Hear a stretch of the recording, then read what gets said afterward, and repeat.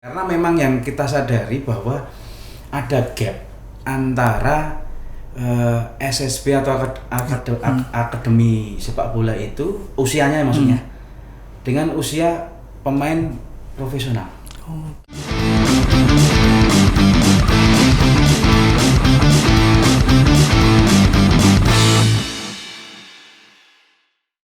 Iya, selamat sore Tribun sekalian. Saat ini kita kembali lagi ke podcast Persis hari ini dan kita kedatangan tamu dari Askot PSSI Kota Solo, Mas Arya dan Mas Condro. Selamat datang di Persis hari ini, Mas. Terima kasih atas undangannya, Mas. Iya. Apa kabar Mas? Baik, alhamdulillah. Iya. Mas, ini kan Askot PSSI Jedengan dan Mas Condro ini kan baru dilantik kalau nggak salah 20 Juni ya Mas ya, kemarin ya? Yeah. Secara resmi diumumkan 20 Juni. Nah, di periode ini sebenarnya mungkin bisa diterangkan PSSI ini nanti fokusnya seperti apa Mas untuk kedepannya itu Mas? Jadi sebelumnya terima kasih sekali lagi atas undangan dari Tribun Solo kepada Askot PSSI Kota Surakarta. Yang jelas kami di sini ingin menyehatkan kembali organisasi. Jadi memang bagi publik sepak bola Kota Solo pasti juga mengerti. Jadi beberapa saat tahun yang lalu memang kegiatan sepak bola di Solo ini terkesan vakum. Nah, ini memang perlu revitalisasi dari organisasi dan kemarin alhamdulillah kongres sudah kita lalui ya Mas Sondro. Terus kemudian juga SK turun tanggal 7 Juni ya. 7 Juni ya. Ditandatangani sama Ketua Asprof Mas Yoyo Sukawi. Kemudian setelah itu koordinasi ya dilantik oleh Bapak Wali Kota Surakarta. Iya. Dan pada waktu kemarin kan juga Mas Gibran dan Mas Kevin dari perwakilan Persis Solo juga hadir ya Mas ya itu ya. Sempat Mas Kaisang juga ada kok. Mas Kaisang juga ada. Cuman delik. Iya. Iya, mungkin pada waktu kemarin itu waktu pelantikan mungkin ada pesan-pesan gitu Mas dari Mas Gibran mungkin pada waktu ngobrol waktu pelantikan itu untuk PSSI gitu Mas. Mungkin yang disampaikan ya, dari beliau. Beliau hampir sama sih sama seperti visi kita. Jadi memang semua harus sinergi antara pemerintah daerah, kemudian juga asosiasi, federasi, asosiasi, dan kemudian juga klub. Khususnya di Kota Surakarta berarti pemerintah daerah Kota Surakarta, Persis Solo, dan tentunya Askot PSSI Kota Surakarta. Harus ada sinergi karena menurut kami itu ini bukan tanggung jawab sepenuhnya misalkan kepada Persis Solo, bukan kepada pemerintah daerah, bukan hanya kepada KASO, tapi ini tanggung jawab bersama. Jadi kalau kita ingin pergi jauh ya kita harus bareng-bareng. Kalau pengen pergi cepat ya dewe. Gitu. Kalau pengen cepat dewe, nek pengen bareng-bareng. Iya. Ini boleh pakai bahasa Jawa ya? Enggak apa-apa Mas. Aman. Enggak apa Mas ya. Dan tadi kan juga menyebut sinergitas itu ya Mas. Sebenarnya kondisi sinergitas di Kota Solo sebenarnya kalau dibandingkan era sebelumnya dan mungkin yang sekarang mulai dibangun itu seperti apa sih Mas sebenarnya sinergitas antara PSSI, Pemkot dan Persis Solo sendiri? Jadi tidak bisa dibandingkan ya Mas. Sebetulnya semua zaman itu menurut saya itu ada tantangannya masing-masing. Jadi di sisi yang sekarang ini kami melihat memang Kota Solo ini bangun sangat masif sekali. Pembangunan infrastruktur, kemudian juga memang Kota Solo ini sangat membanggakan kalau menurut saya. Sudah di tuan rumah Parakim misalkan besok itu. Terus kemudian di tahun depan juga persiapan untuk salah satu kota host untuk Piala Dunia Under 20. Nah, ini tentunya bisa dibilang Kota Solo itu punya semuanya. Nah, setelah infrastruktur dibangun secara masif, pembangunan infrastruktur inilah mungkin nanti saatnya pembangunan SDM.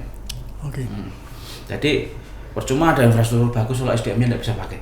Nah, ini kami berterima kasih sekali kepada pemerintahan pusat Republik Indonesia tentunya, dan juga pemerintah daerah Kota Surakarta yang sudah menyediakan berbagai fasilitas yang menurut kami ini sudah well established, ini di luar ekspektasi kami sebetulnya di sini. Nah, ini tinggal nanti PR-nya dari klub Persis Solo dan PR tentunya dari kami di sini. Nanti sesuai dengan porsinya masing-masing. Oke, kalau bisa tentang PR, sebenarnya PR apa sih Mas sebenarnya itu Mas? PR-nya itu? PR-nya? Iya. Ya kalau PR misalkan di sisi ASKOT, di sini berarti kan pembinaan ya Mas ya. Iya.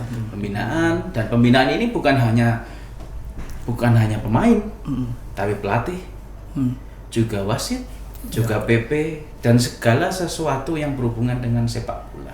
Oke. Ya. Di sini Persis Solo sudah sebetulnya sudah kick off ini revolusi industri sepak bola. Iya.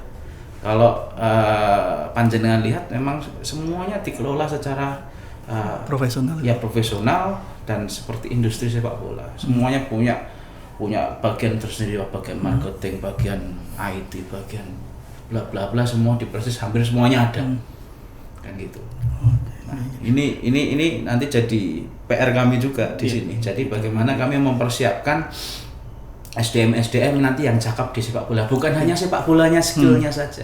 Wasit sekarang misalkan, wasit di Kota Surakarta ini atau mungkin di Jawa Tengah secara skop luasnya, ini kata data ya misalkan ya, kata data di sini ini masih kalah dengan provinsi sebelah, DIY. DIY ini wasitnya sangat luar biasa, dan itu sudah melalang buana ke Liga 1, Liga 2, apalagi Liga 3. Nah, ini salah satu ikhtiar kami. Lah, ini Kota Solo sudah punya semuanya. Saatnya pembangunan manusia. Nah, ini tidak hanya pemainnya saja. Tapi wasit juga, BP juga, kemudian organisasi pelaksanaan. Maka dari di tempat kita juga banyak sekali komisi ya Mas. Ada 14 komisi saat ini. Jadi termasuk terakhir kita bentuk media dan marketing juga ya di situ. Nah, di situ juga ada komisi yang mungkin belum awam itu kan keamanan, keselamatan.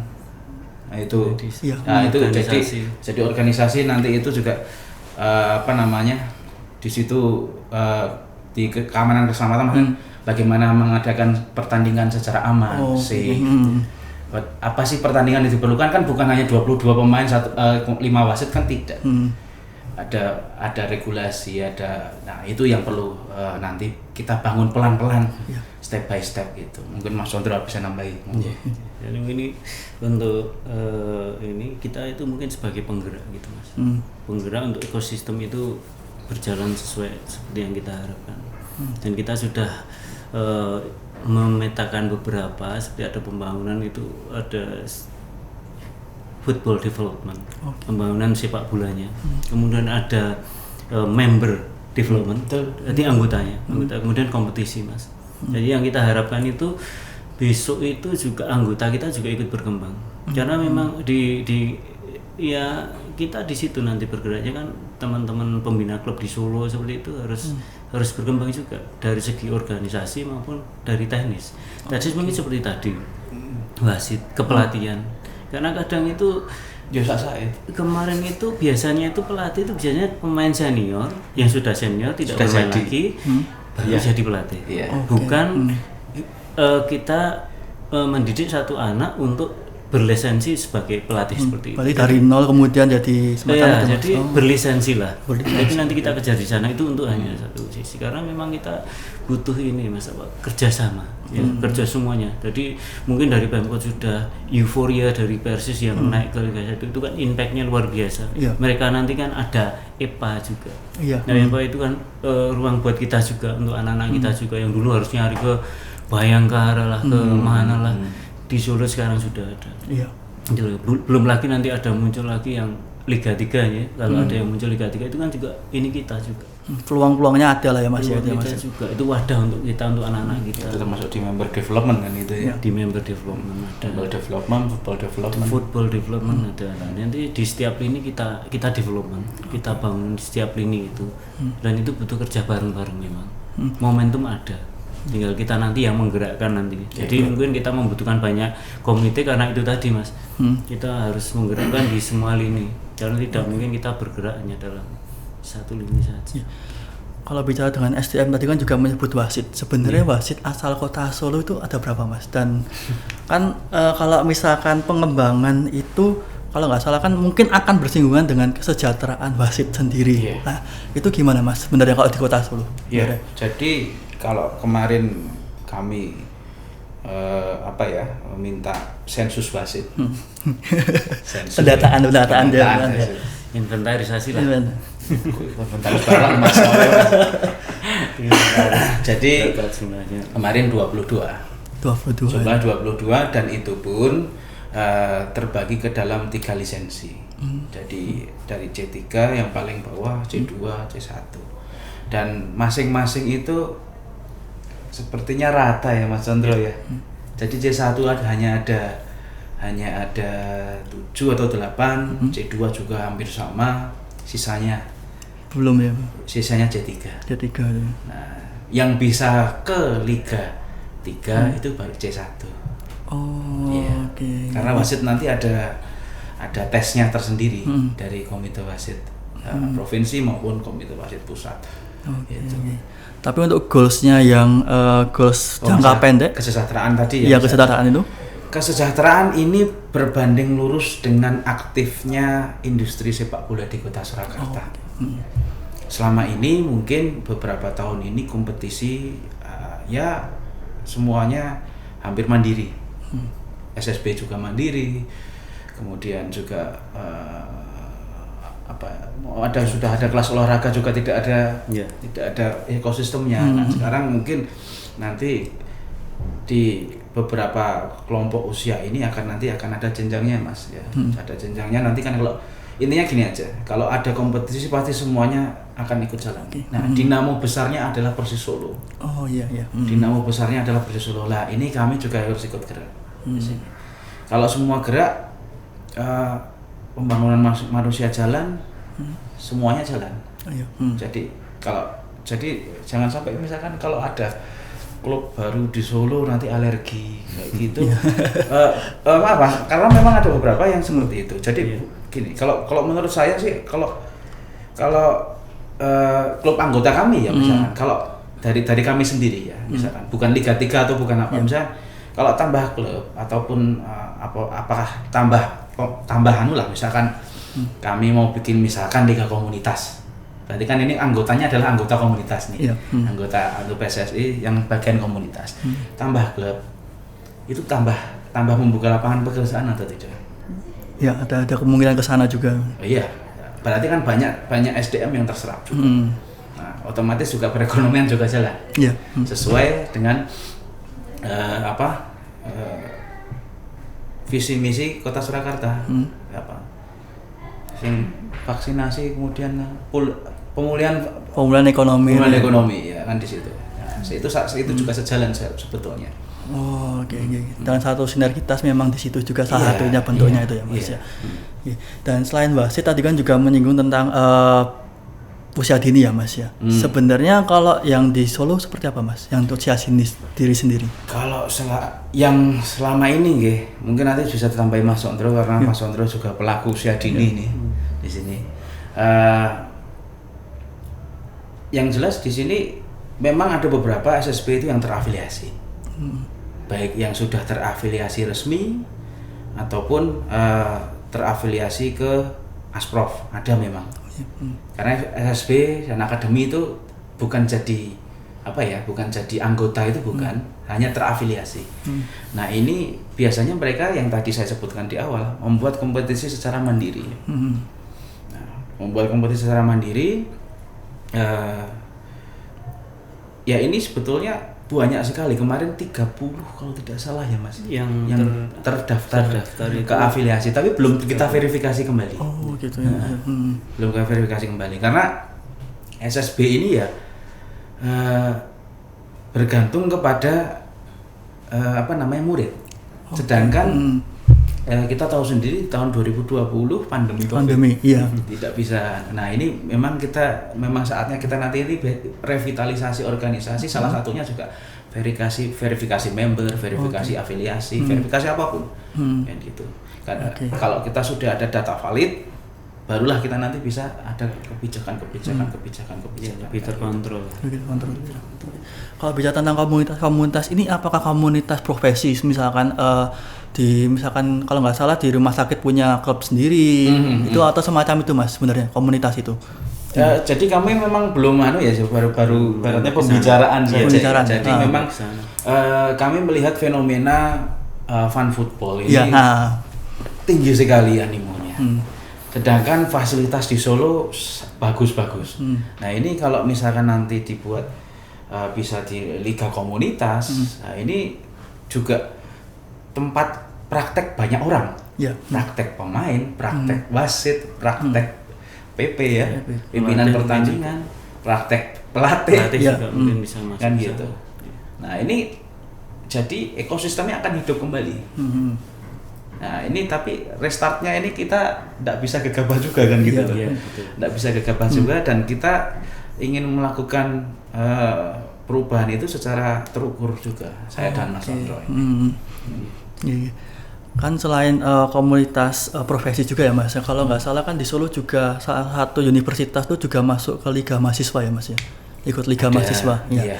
Itu apakah juga salah satu potensi juga yang dimiliki Solo, misalkan apalagi kan beberapa di Solo kan ada kampus-kampus banyak itu ya Mas, itu apakah juga salah satu potensi sepak bola di Solo itu? Iya tentu saja. Jadi kebetulan saya juga wakil ketua Asosiasi Perguruan Tinggi Swasta Jawa Tengah. Di Jawa Tengah sendiri pun itu sebetulnya perguruan tinggi swasta itu ada 270 perguruan tinggi swasta.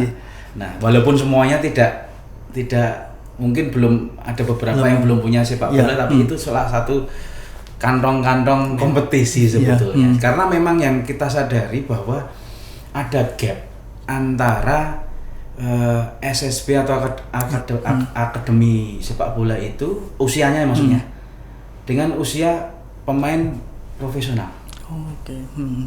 Biasanya umur berapa Mas Andro selesai di SSB? 16 ya? Maksimal 15.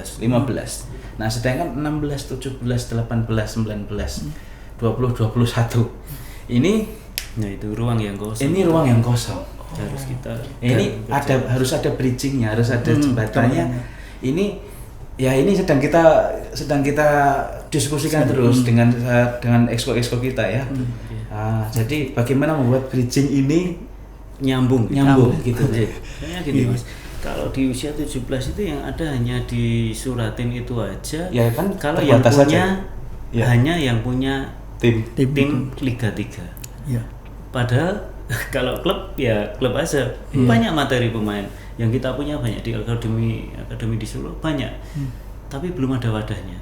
Mau dikompetisikan seperti apa belum, itu mungkin kita perjalanan kita mau ke sana, ke arah sana. Mau dibawa kemana ini, harus ada ruang juga untuk mereka.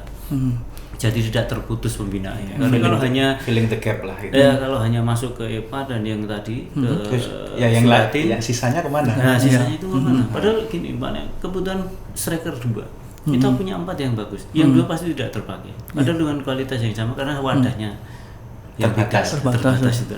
Makanya kita mendukung juga kalau ada beberapa klub Liga 3 yang muncul atau klub apalah kita menyambut dengan senang hati ya Mas.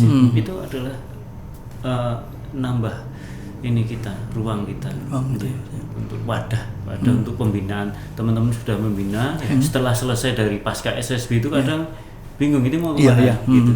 Sedangkan di akademi juga di kita juga terbatas juga baru SSB yang banyak, SSB sampai 30-an. Akademi belum berapa. Nah, itu beberapa. Kompetisinya juga mau kemana nanti? Paling ikut ke liga swasta yang kemudian satu fenomena yang menarik itu tadi Mas, itu komunitas.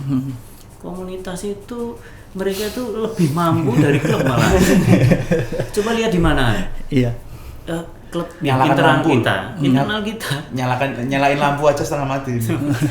klub kita yang 26 klub bisa dihitung yang pernah pakai Manan untuk disewa. Komunitas Hampir sering semuanya. kan, Hampir semua semuanya. pernah nyoba malah. Nah itu mungkin nanti kita ke depan bisa kita kerjakan itu. Untuk bisa pakai wasit kita atau mungkin kalau lebih rapi lagi pakai pelatih dan sebagainya. Nah itu yang juga kemarin juga agak Jadi menarik dikit ya menjadi pembahasan. Jadi kita juga wasit itu kan juga menarik karena dia mampu. Iya. Mampu cuman ya itu. Belum ada ruang, belum ada mungkin Betul. untuk pengembangan kesananya belum terwadai juga ya Mas Iya, ya. ini diwadahi seperti apa, dimanfaatkan seperti apa. Kan harus ini pasti ada manfaatnya lah. Cuman ini di mana kita menggunakannya gitu. Seperti itu. Oke. Dan kalau misalkan selain berarti kan ada kompetisi juga ya Mas yang dibutuhkan itu ya Mas ya. Selain filling the gap juga kan di SSB juga kan ke beberapa tahun ini kan juga kosong kompetisi internal juga ya Mas ya. Itu apakah ke depan juga akan arah ke sana juga akan dimunculkan lagi untuk dihidupkan lagi atau seperti apa Mas?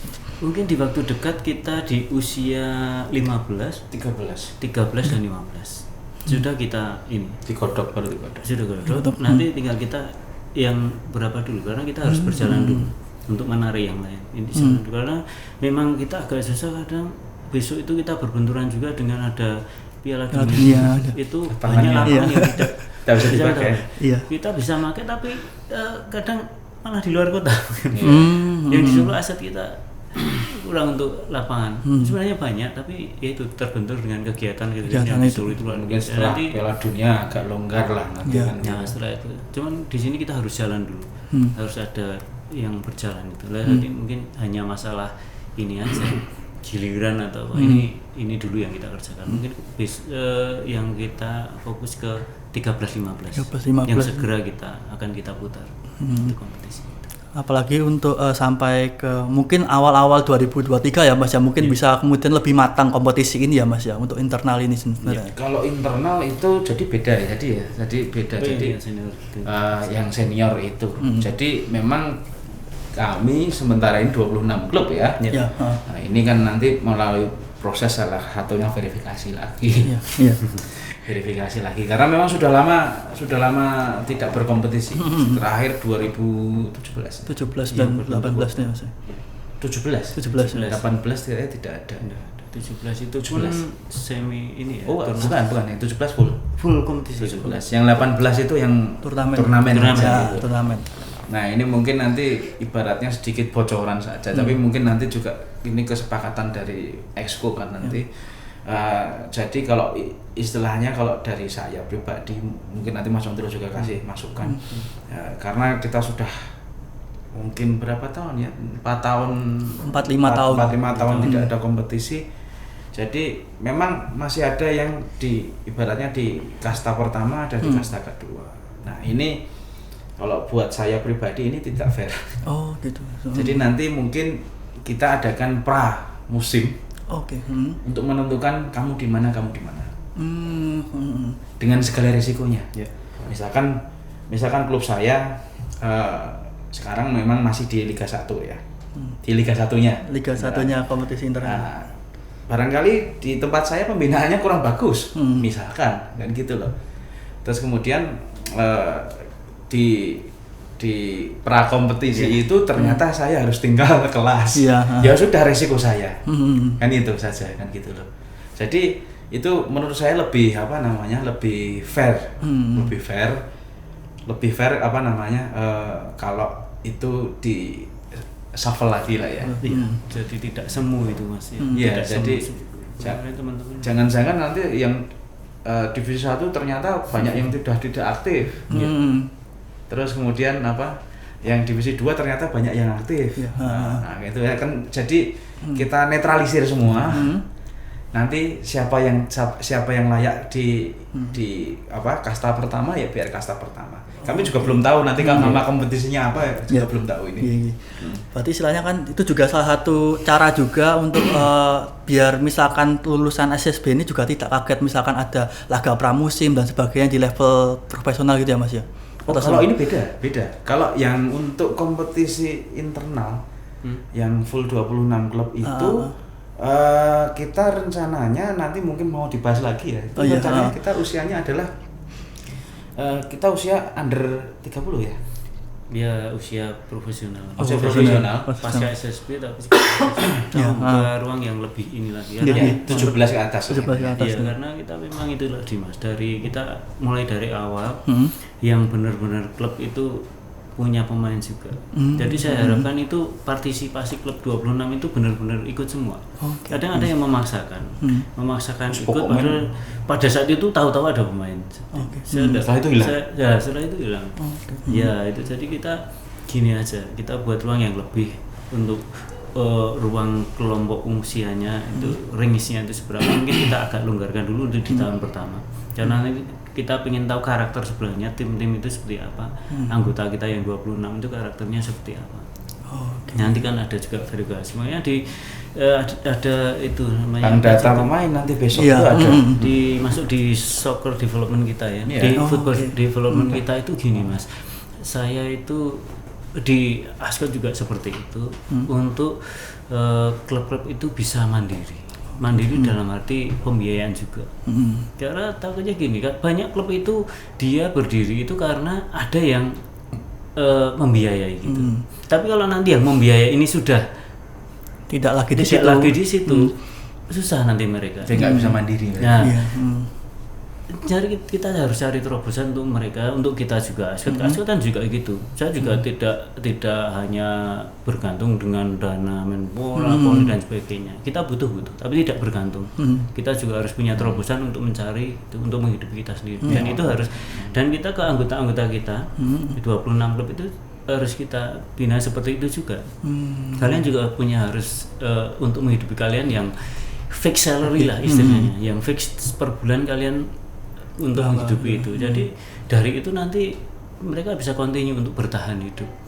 Kadang itu klub itu tahu-tahu ada bagus, tahu-tahu hilang sama sekali, latihan pun tidak ada. Jangankan timnya, latihan pun tanya latihan di mana?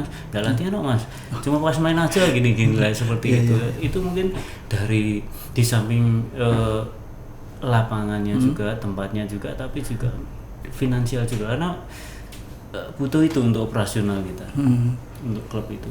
Oke, berarti istilahnya untuk mengajak teman-teman SSB ini untuk lebih profesional lagi gitulah ya Mas ya? Yang klub Mas? Yang klub internal. Klub internalnya, klub internalnya maksudnya itu ya, klub internalnya. Klub internalnya itu ya, itu untuk lebih. Jadi kenapa kami juga ibaratnya di usia produktif U30 atau mungkin nanti berapa lah nanti itu memang begini Mas. Jadi kami belajar dari beberapa daerah, terutama memang di kompetisi internal di Jawa Timur ya Mas. Di Jawa Timur itu banyak pemainnya dari Persebaya atau Arema itu baru moncer di usia setelah EPA. Baru muncul. Ada beberapa, enggak semuanya sih. Tapi itu bukti bahwa kompetisi internal yang usia yang ini, mungkin kita tahu sendiri manusia itu tidak bisa berkembang di usia yang sama. Ke full potensial itu di usia yang sama. Mungkin ada yang sudah matang di usia 19, ada yang sudah matang di usia 21, tapi ada juga yang baru matang di usia 26-27. Dan saya ada satu itu saya lupa, pokoknya gelendangnya Persebaya itu satu, bukan Marcelino saja yang usia 17, tapi yang umur 26 itu ada di Persebaya, masuk sekarang dari klub internalnya Surabaya. Gitu. Jadi itu yang jadi kami tidak ingin membatasi usia ya sebetulnya. Ini konsep kami baru konsep saja ya di sini. Tidak membatasi usia karena nanti begini Mas, regulasi PSSI terbaru kalau tidak salah itu tim Liga 1 wajib ada EPA. Nah EPA berarti kan sudah terserap U20, U18, U16, U16, 14. Nah itu Liga 1, plus women. Plus women. Kalau Liga 2 ada EPA-nya juga sekarang. Berarti kan umur-umur itu sudah keserap semuanya. Nah ibaratnya ini adalah pasti ada berlian dalam itu pasti ada. Nah ini tugas-tugas kami di Ascot maupun di askap yang lain di sini. Ini kami menemukan berlian itu di dalam berlian di dalam lumpur lah ibaratnya kan gitulah. Yang harus kita bisa saring kan gitu loh. Nah, ini mungkin nanti salah satunya juga kita juga untuk biar pemain itu juga punya database pemain, data. Jadi tidak ada yang namanya nanti saling klaim pemain itu. Jangan sampai lah nanti. Jadi kami nanti ada rekam jejaknya. Harapan kami nanti dengan kita sudah di era industri 4.0 kita nanti sudah mainnya database saja kan gitu. Kan kalau NIK-nya kan satu orang satu kan gitu. Nah, kan selesai kalau di situ. Kebetulan kalau di klub internal kami kan juga ada beberapa yang dari perguruan tinggi juga. Ada dari UNS, dari UMS, UTP, Unisri, Unsa, sudah ada 5. Kalau 5 ini mau kerja bareng, mau menciptakan ekosistem apa, bisa di situ. Nah, ini yang harus kita memang akademisi ini yang memang harus kita gandeng untuk memberikan advice ya Mas ya. Oke. Mas, kalau bicara tentang tadi kan juga menyinggung tentang bank data juga ya Mas ya. Itu kan juga apakah itu juga salah satu sarana untuk membantu scouting talent? Iya, untuk pastinya. Dari khususnya apalagi kan di Solo juga ada Persis Solo. Pastinya. Jadi kalau ada bank data pemain ini kita pasti akan membantu sekali Persis Solo ini mau ambil siapa sih kan gitu. Kita sudah bisa jelas, ini si A ini tahun ini begini gitu loh. Nah, termasuk mungkin nanti statistiknya mungkin bisa masuk kan gitu loh. Statistik berapa kali main, berapa kali gol, berapa kali assist, berapa kali kartu kuning, kartu merah kan gitu. Kan bisa kan gitu. Ada rapornya ya Mas ya. Rapor dan identitasnya. Nah, sebetulnya kalau untuk wasit sudah ada. Sudah ada aplikasinya memang. Jadi memang sudah ada rapornya. Kebetulan kan memang saya juga di PSSI Jawa Tengah, jadi ngobrol-ngobrol dengan beberapa komite wasit di sana. Memang wasit itu juga ada sistem informasinya juga. Nah, itu. Oke.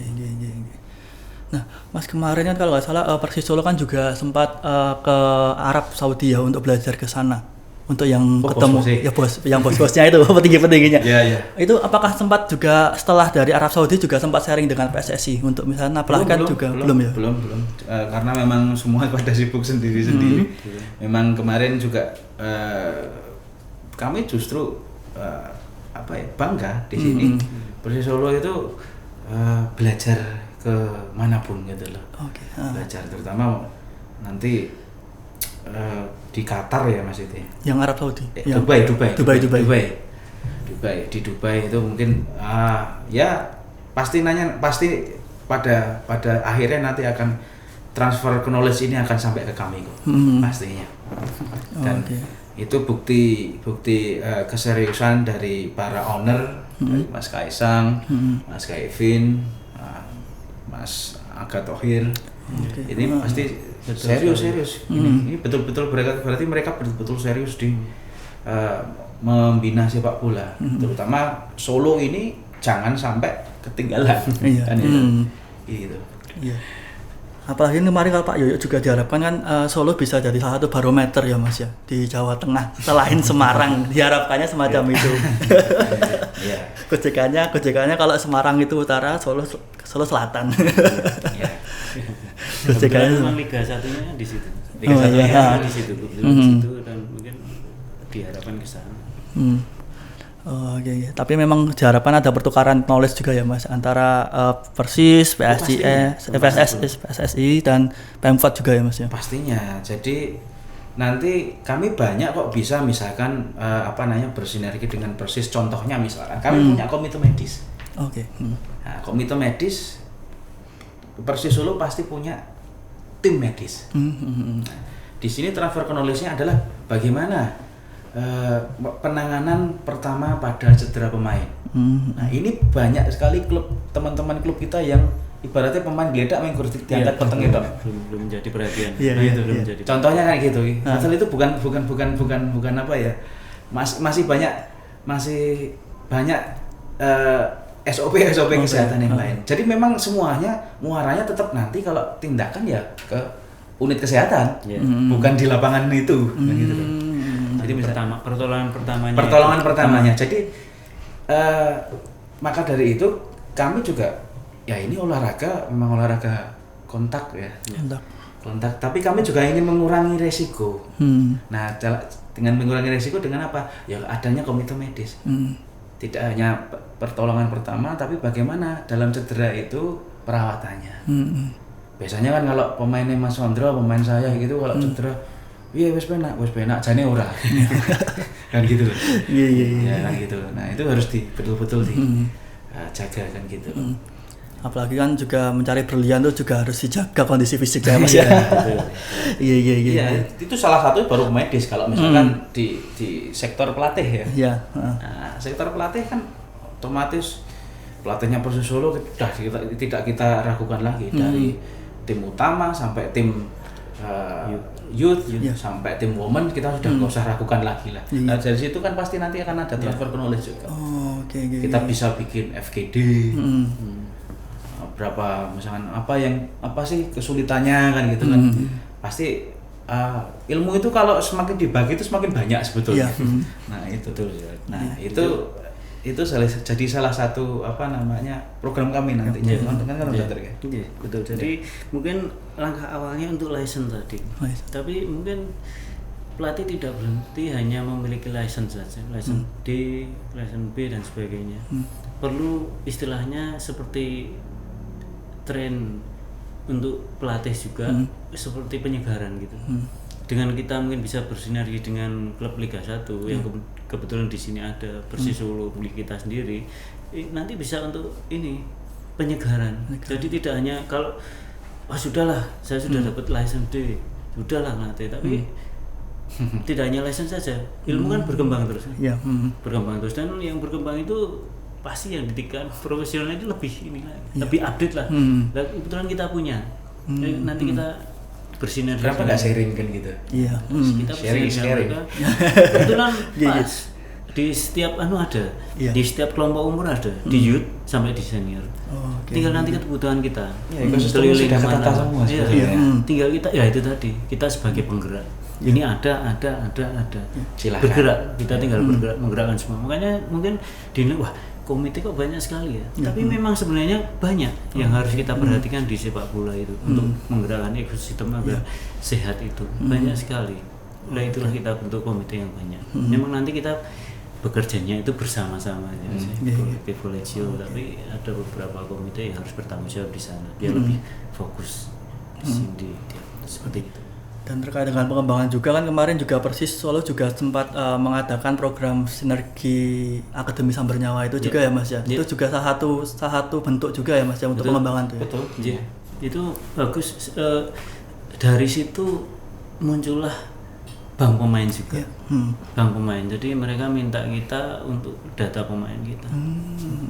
Itu secara tidak langsung mungkin kalau ada beberapa tim atau SSB atau akademi yang sudah manajernya bagus, biasa. Tapi untuk teman-teman yang lain mungkin yang belum itu bisa jadi pembelajaran mereka.